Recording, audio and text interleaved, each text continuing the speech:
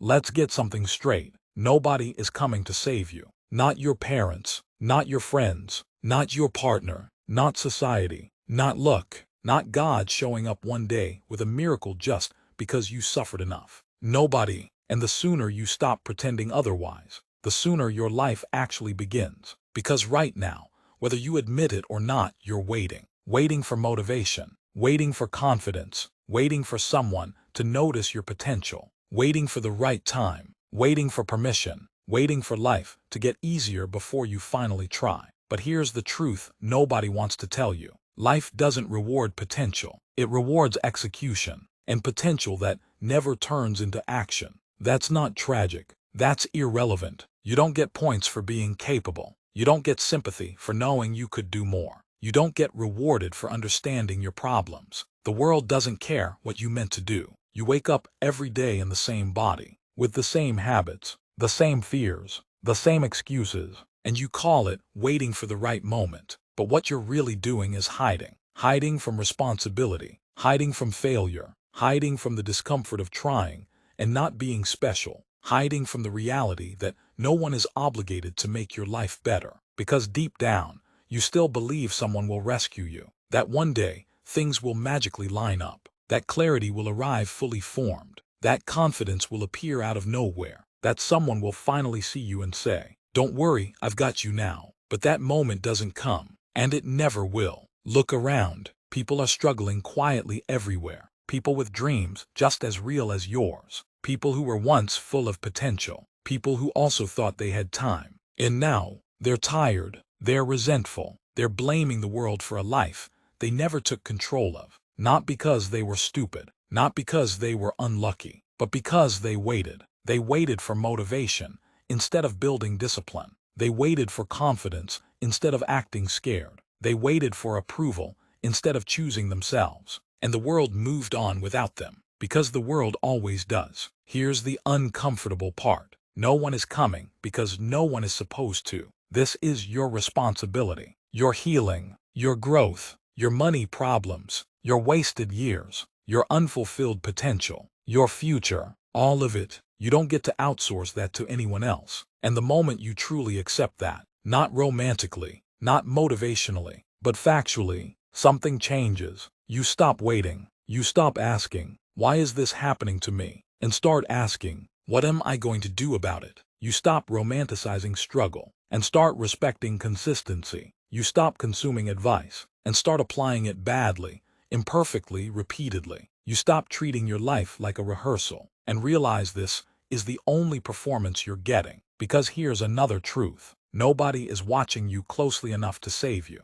but everyone will notice when you save yourself. They'll call it luck. They'll say you changed overnight. They'll ask how you became so disciplined, so confident, so different. They won't see the nights you were tired but kept going. They won't see the days you felt stupid, lost behind but showed up anyway. They won't see the moments you wanted to quit and didn't. They'll only see the result. And by then, you won't need their validation anymore.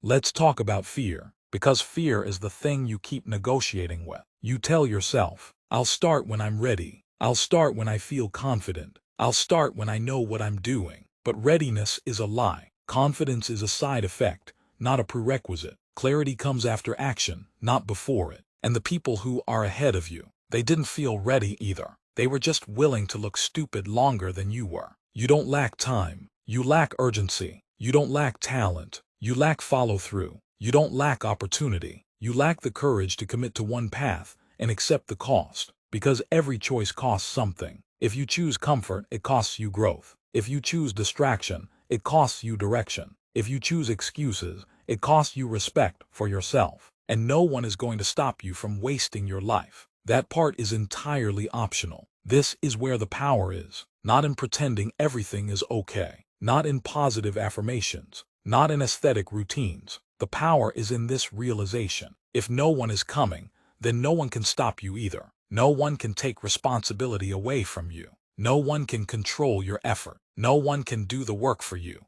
But no one can prevent you from doing it. You are free the moment you stop waiting to be saved. Free to fail. Free to rebuild. Free to start late. Free to start badly. Free to start alone. And yes, alone. Because most transformations happen in silence. Not online, not with applause, not with encouragement. They happen when no one is clapping, when no one believes yet, when no one understands what you're trying to become. That's the price. And if you're not willing to pay it, you'll keep paying with regret instead. You can keep blaming your past, your parents, your circumstances, your mental state, your lack of resources, or you can accept that none of those things change the present unless you do. The world is not fair. It never was. It never will be. But fairness has nothing to do with responsibility. And the longer you confuse the two, the longer you stay stuck. This is not a motivational speech. This is a reminder that your life will not suddenly feel urgent one day, that your habits won't magically improve on their own, that your dreams don't age well with neglect, and that the version of you keep imagining, they don't exist in the future. They exist on the other side of action. So stop waiting. Stop consuming content that makes you feel productive without being productive. Stop calling distractions self-care. Stop lying to yourself about how much time you really have. And start doing the work. Not because you're inspired, not because it's easy, but because no one else is going to do it for you. Nobody is coming to save you. And once you truly accept that, you stop being weak. You stop being passive. You stop being a spectator in your own life. You become dangerous, because a person who knows no rescue is coming stops wasting time. And that is power.